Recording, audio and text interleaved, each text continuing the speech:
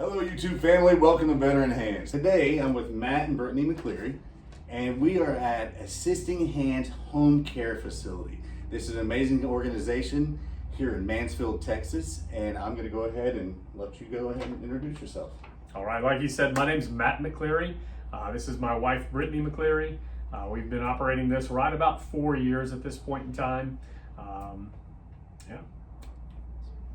Yes, thank you for having us. We're excited.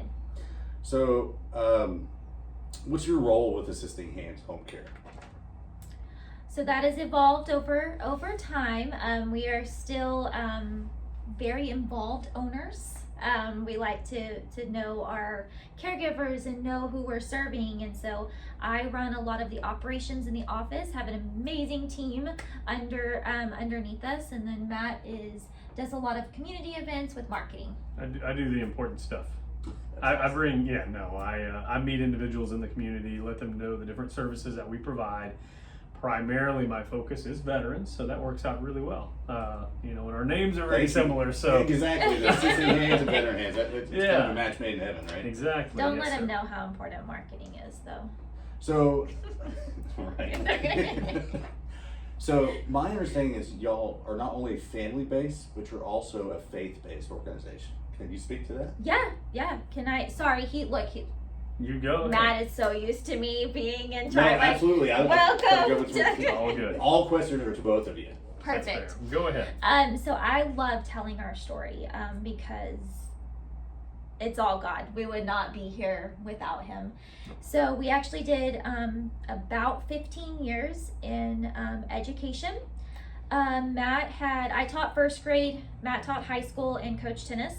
Wow. Yeah. Not one gray hair amongst the two of you. Whatever. I don't know about that.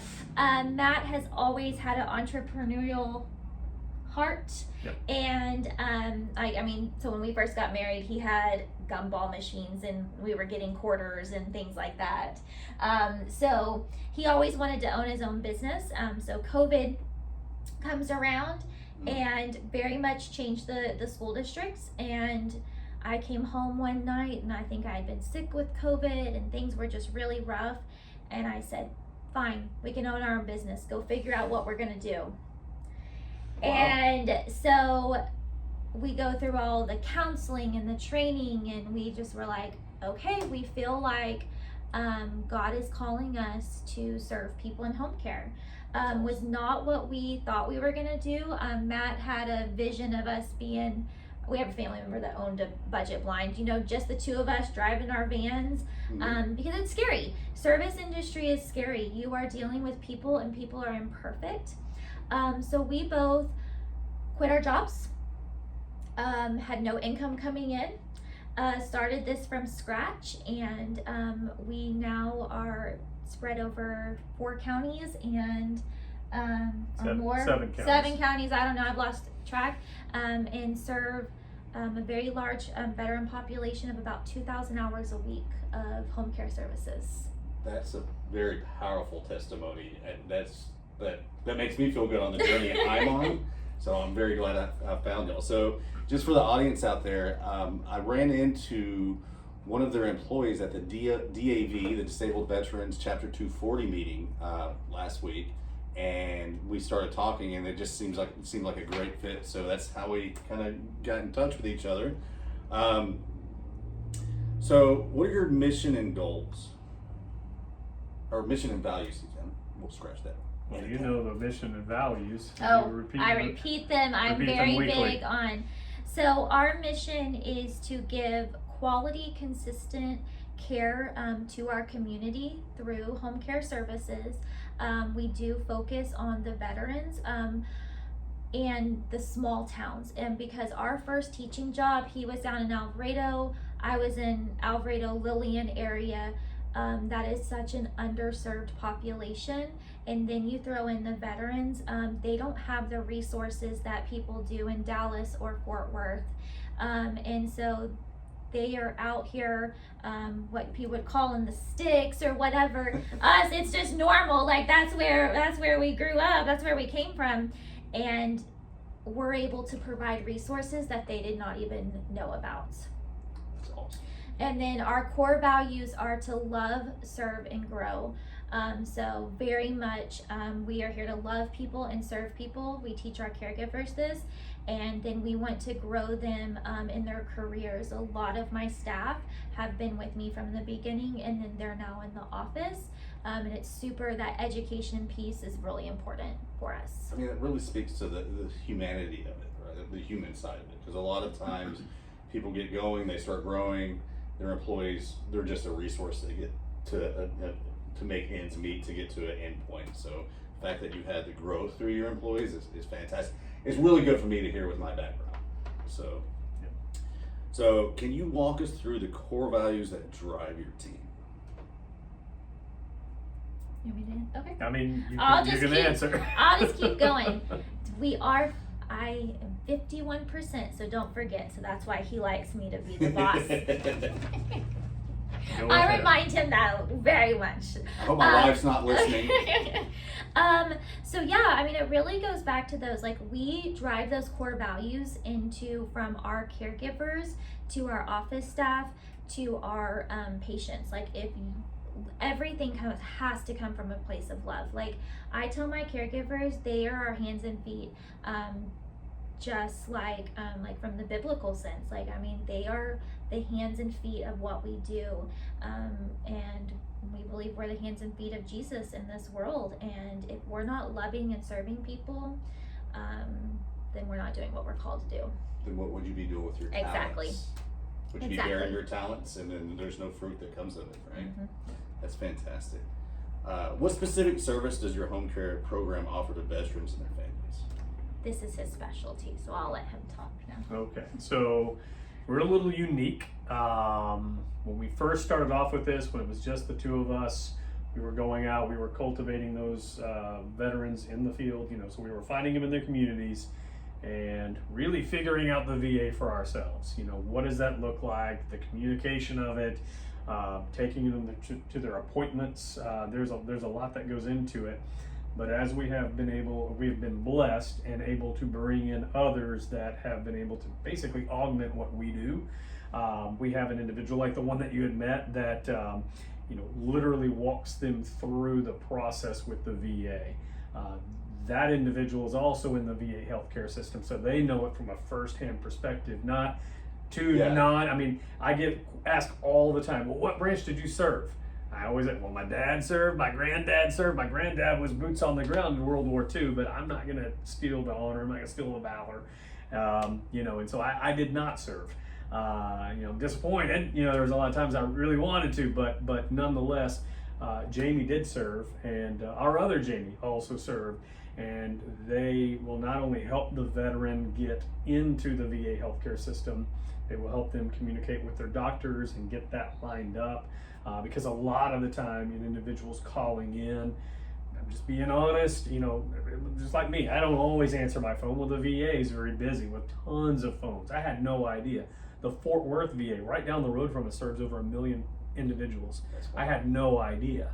So I can't imagine. I don't even know. I have no idea what Dallas serves, but it's got to be so many more.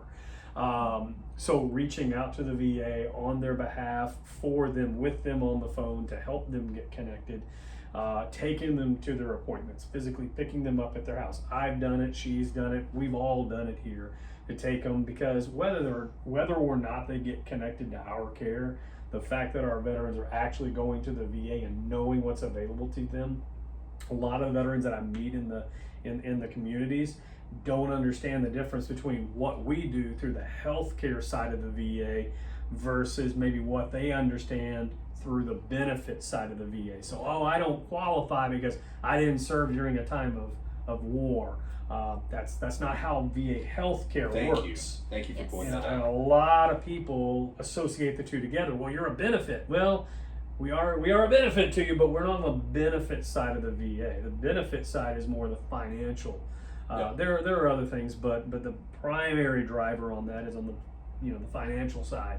So a lot of times I'll talk to a veteran and they're misunderstood about that, or they think that they can't have their Medicare or whatever. That if they get connected to VA healthcare, I got to get rid of my VA, I'm sorry, I gotta get rid of my Medicare, and that's also not true. So a lot of dispelling, myths and misunderstandings, getting them connected, taking them to their appointments, but then also that ongoing care that we continue to give those veterans in the home for what we do, cooking, cleaning, housekeeping, so things like that. So. Yeah, just to kind of piggyback off of what he said, so we serve non-medical home care for veterans. So they call them activities of daily living. So cooking, cleaning, showering, grooming, anything like that. And people don't know that that is a benefit available for veterans. Right. And so our biggest thing is spreading that word and going, hey, you need home care? Did you know you could get it possibly for free through the VA? And they have no idea because it's not something that's widely advertised, so we're there. So then if we find a veteran, the first thing is have you used healthcare with the VA? If you have, that's great. We'll walk you through that process. If you haven't, that's great. We'll walk you through that process. We will do the, what's it called? The phone call that you make to get qualified. Oh, your enrollment. Your enrollment, thank you. The enrollment process with you, take you to your doctors, because so many times people confuse us with aid and attendance on the benefit side. Okay. And that is one thing that you could qualify for, but it has very different monetary levels of income that requirements than the healthcare. Healthcare's bar is quite a bit lower, if you will. Okay. There are some financial considerations whenever they're talking to somebody about, would you qualify for health care? My dad doesn't qualify. He works. I would like to make his money one day. He makes very well. But that being said, he doesn't qualify because of that. And, that's disappointing, to be quite honest, because, he enlisted, he signed up and they didn't include that caveat, hey, if you make too much money, you won't qualify for VA healthcare. But nonetheless, he does qualify for other things, and we're working on that. But yes, because he definitely cannot hear because of the Army. Have you ever met a veteran that served over 180 days that is 100% human still? Because you go into the military, you're considered 100% human. And what I mean by 100% human is you're fully functional, right? Mm-hmm. I've never met someone that's been in over 180 days that has actually gotten out and been 100%. It's interesting you say that because in this area, I know our director of nursing, Jamie, has said there are so many people though that do not have any disability rating or have never seen the VA doctor, which is, like you said, mind-blowing. Like, right. How in the world is that? And so there's so many people in need that have no idea this is a possibility. I mean, even just like, not even just us, like all the benefits that are available. Right. For somebody who gave so much for our freedom. So on my side, that's something I'm actually still working through. My rating's not where it's supposed to be. I have 3 cases open. One's with a VA judge, been sitting there for 5 years waiting. He just now started looking at it. And there's other things. And honestly, it was because of my ignorance. I didn't know the things out there. I didn't know how to do it right. I didn't know that if I went and did A, B, and C before I did my first initial application, that I wouldn't have had to do this next 15 years. Yeah. Right? Absolutely. Yeah. To your point, I can't think of a veteran that I've talked to that didn't have to be educated by somebody else. Everybody that I know of that's gotten connected, it hasn't been a straightforward, it hasn't been I knew from the day I exited, that here's what I need to do. Most of them don't feel like they that they deserve it, and that's absolutely not true. Yeah. But it's disappointing how many of them don't know. It's just how happens that a veteran like yourself or someone like ourselves go, hey, did you know that this is available to you? I didn't mean to cut you off. Oh, no, absolutely. I was just saying, like, for example, and unfortunately, like in my case, there's people that get the same riot act I got when I was separating. So I had separated the military at Langley Air Force Base in Virginia, and that's where my medical records were. So when I left, I took my medical records and I went to NAS Jax. I was doing contract work for them, DoD contract work. So I went to the VA there. And I did turn in my records, but then when I got my first denial back, they said there was no proof in records. Now, I fractured 2 vertebrae in my back in 1998 in tech school. I had both shoulders at this point completely rebuilt. Now I need a full joint replacement in this one. Other issues because of my back issues. You see me limping around here with my, I like to call it my swagger. Right. That's right. That's right. So, I mean, around it my is swagger. really cool. Yeah, so, but that being said, like, there's just so much out there, and that's why on my channel, I know you had the unfortunate introduction to my channel through my first video, which was very amateurish, but these are getting better. But that's why I say I'm not an expert, but this right here is what my channel is about, what we are doing today. I can't say, probably going to choke up on this, but I can't say enough how much I appreciate what y'all do. This, my calling, and then coming here and just through just going to the right place at the right time and accidentally running into Jamie and meeting you guys, this is amazing. And I know we're going to touch a lot of people through this process, so thank you. That's right. Well, and one of the saddest phone calls that I get is when typically a wife is calling and their husband, who's a veteran, is on hospice, and they're going, we need help. And what's so hard is going, it's going to take me 30 to 60 days to get you enrolled. And if they would have started that or known about the services 10 years prior, we wouldn't be in this situation. I'd be like, okay, let's make that phone call. Let's get you connected. Or you might have already been connected to us, even if it was only for 6 hours. And then as your condition increases, those hours can increase. So those are the worst ones. I always tell people, we'll run into veterans who are in their 60s. I don't need you right now.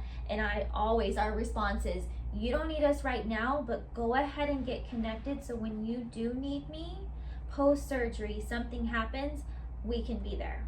Yeah. So can I mention 2 things real quick? Absolutely. So she had talked about the hours. The VA determines how many Yes. hours per week that services like ourselves, or if it was home health or somebody in the medical field, they determine the level of need.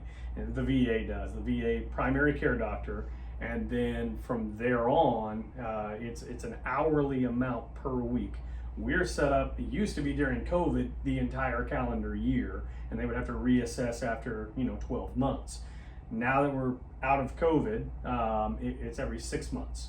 So an individual would just, basically reach out to their care team there, their doctor's team there at the VA, and either reinstate it, or if they say, hey, I don't want that kind of care anymore. That usually isn't what happens, to be quite honest. It's interesting. A lot of my guys are very resistant, but then once they have somebody that's there, that's making meals for them and helping their spouse, or if they're living by themselves, they a lot of times we get that phone call of, hey, what can I do to get more care? I'm like, well, that's up to the VA. That's not- But I wanted to clarify that, because she talked about hours, and if you know what she was talking about, Yeah. but if you don't know, you don't know.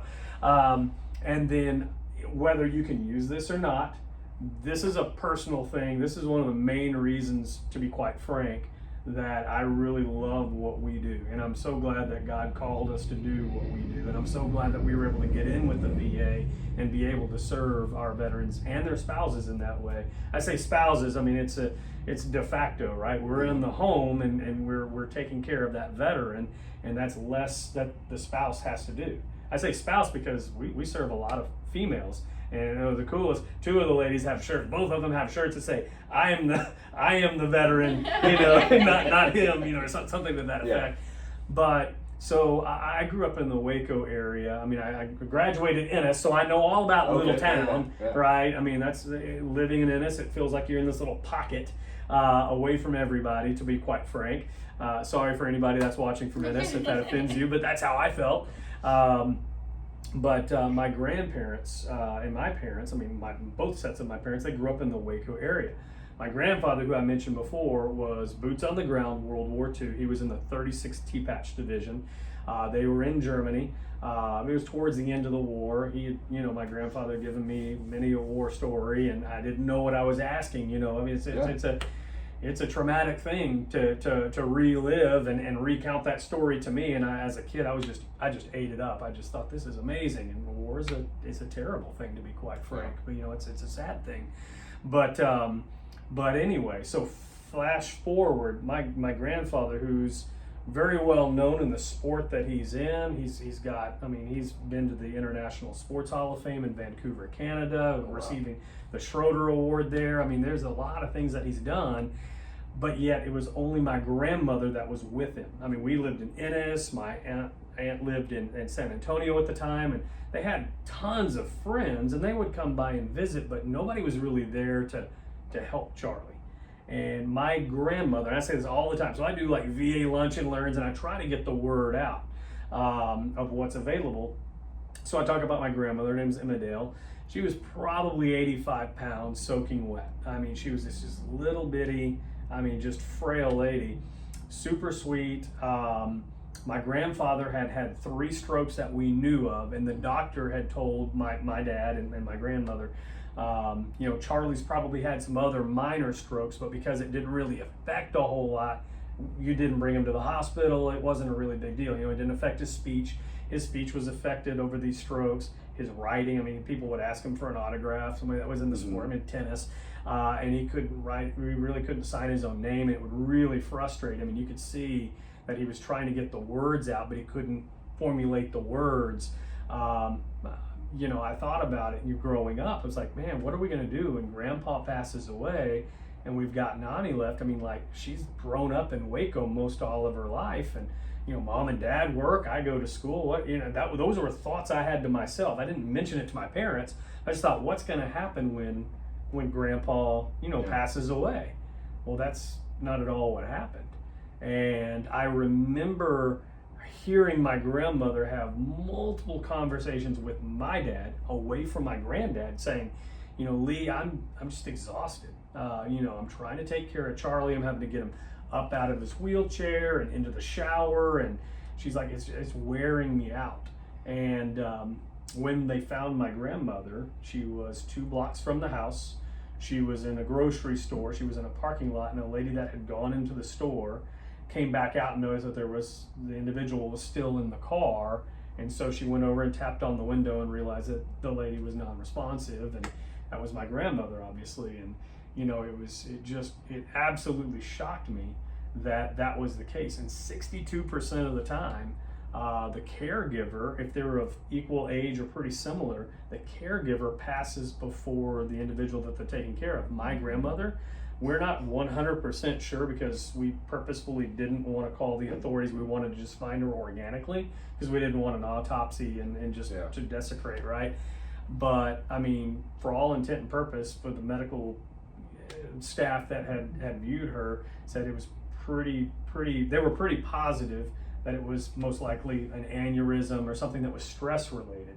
And so again, as I think about all the people that are my grandparents, I just I want to make sure that their parents and their grandparents don't go through what my grandparents, and they lived right there by the Waco VA hospital and had no idea what was available to them, because again, they didn't know.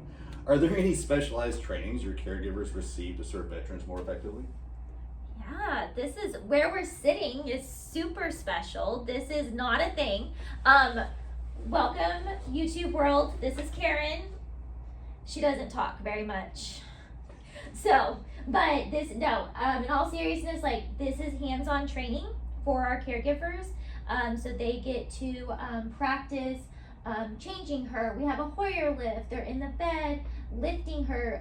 So this is very, very special for non-medical home care agencies. Oh, fantastic. Yeah.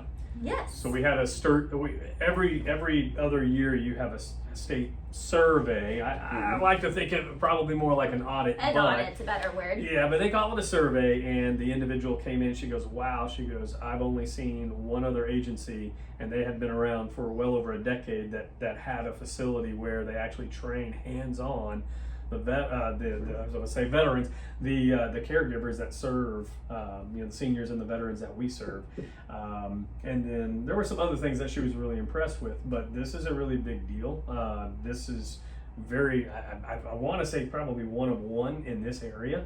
If I can toot our horn a little bit more, we mentioned Please do. Jamie earlier, I right? was going to talk about I mean, Jamie. she's a veteran herself, so when she talks to veterans, she can have that communication. Yeah.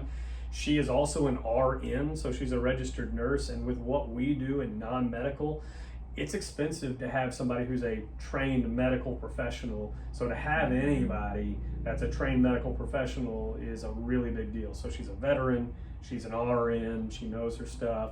That's huge. We have another lady that gets out in the community along with me.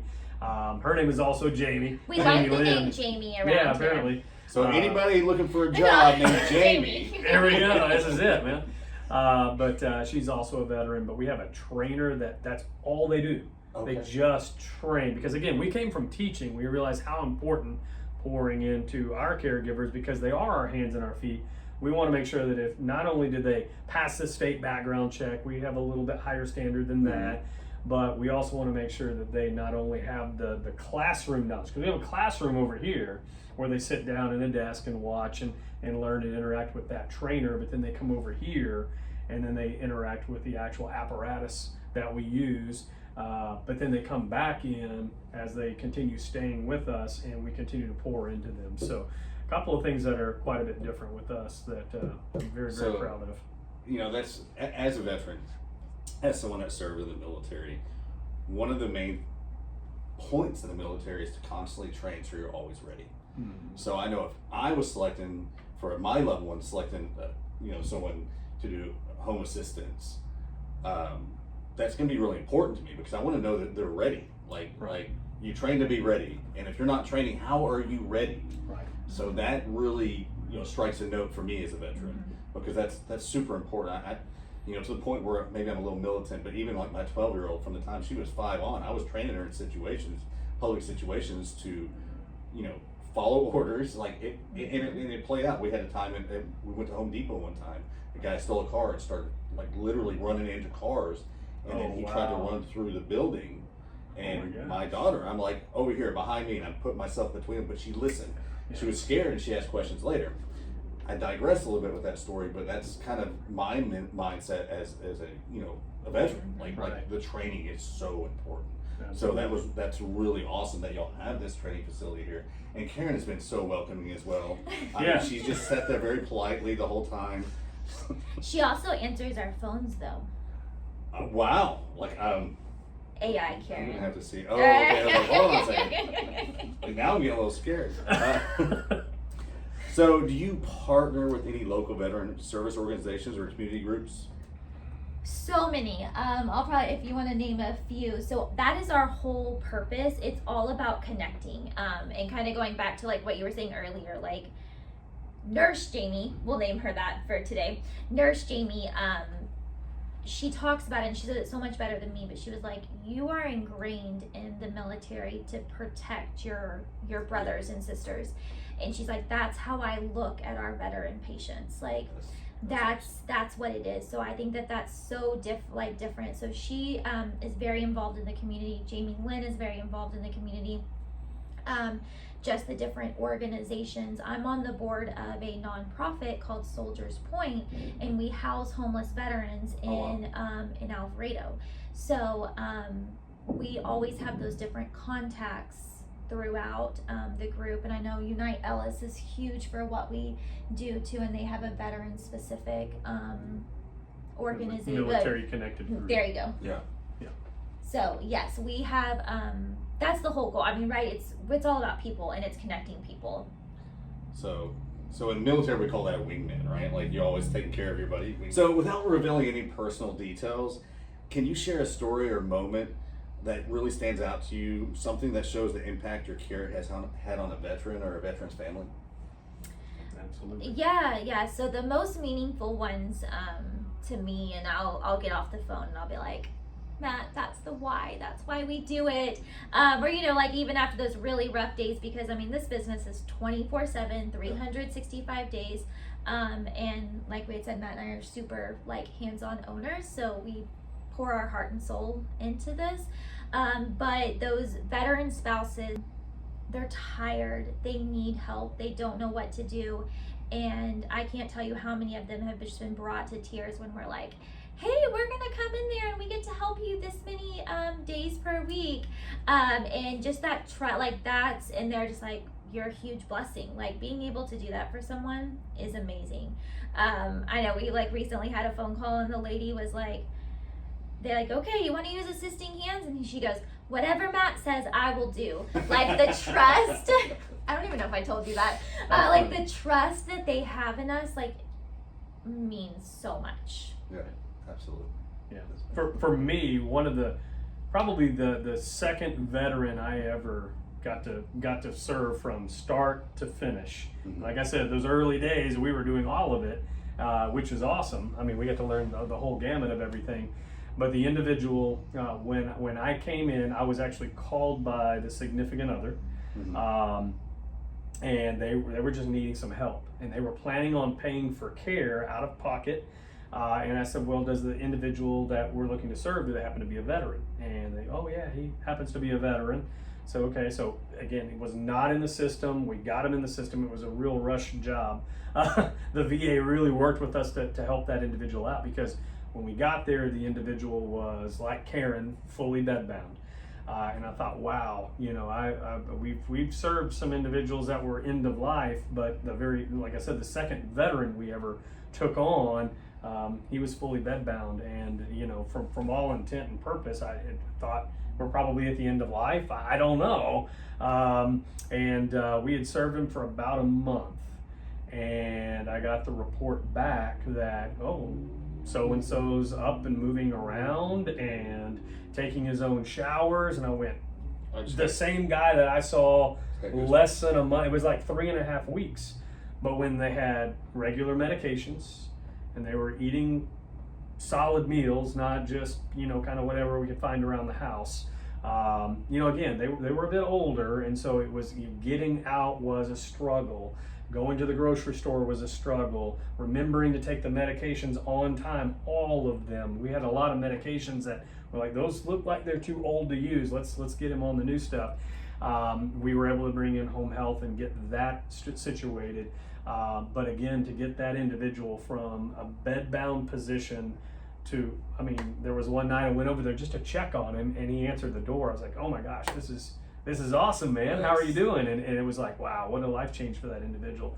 The spouse obviously was so appreciative, but certainly the individual who thought they were going to spend the rest of their days in bed was no longer in bed. So that was really, really cool. It was all covered by the VA. What a payment! Like Yeah. There's no money. No, someone couldn't, in my opinion, give me $5 million to beat the experience you must have felt emotionally and spiritually when he answered that door and you had that interaction. Right.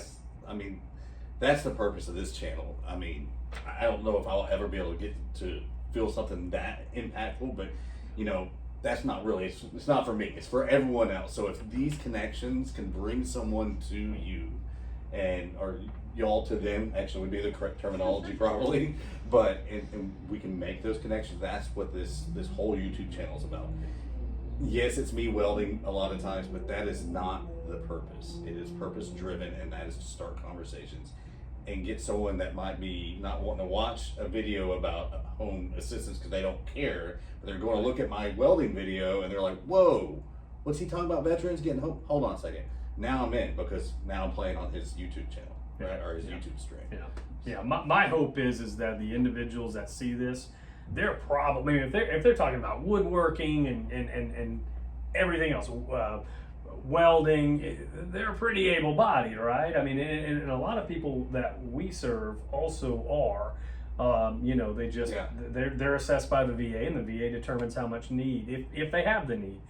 But even if they don't qualify for our care, they probably have other brothers and sisters, or even if they're not veterans and they're a senior just down the street, or a neighbor or a relative or whatever.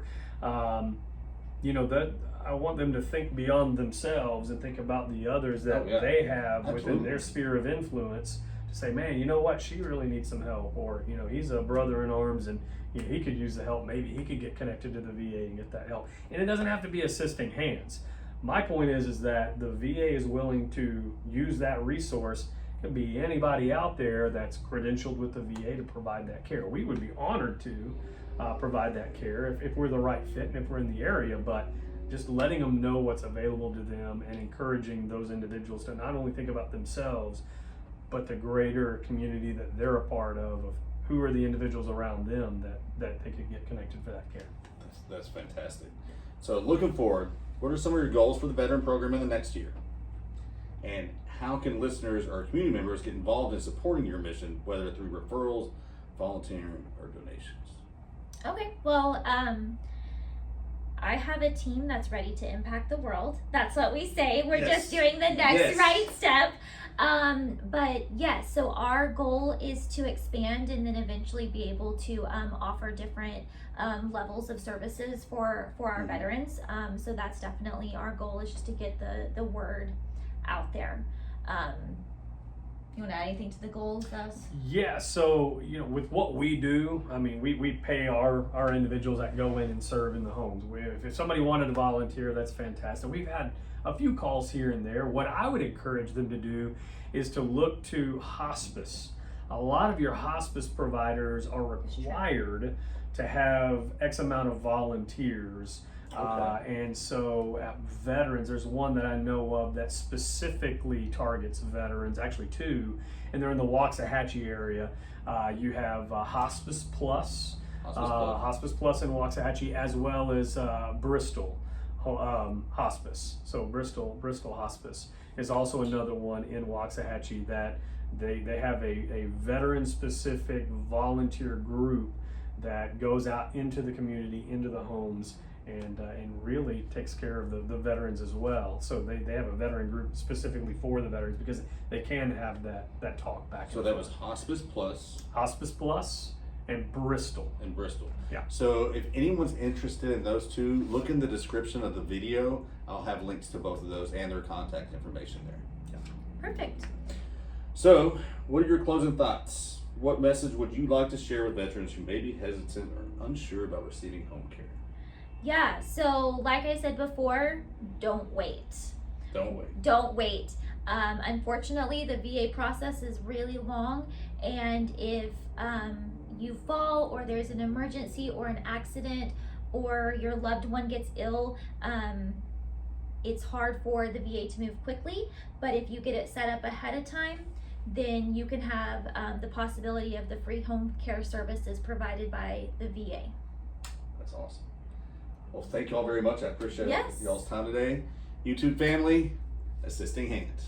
If you are a veteran or have a loved one that's a veteran that is interested in learning more about the VA home care process, or maybe you're a caregiver that's wanting to give back and looking for a job opportunity, please reach out on Facebook, Instagram at Assisting Hands Mansfield. The number is 972-640-4263.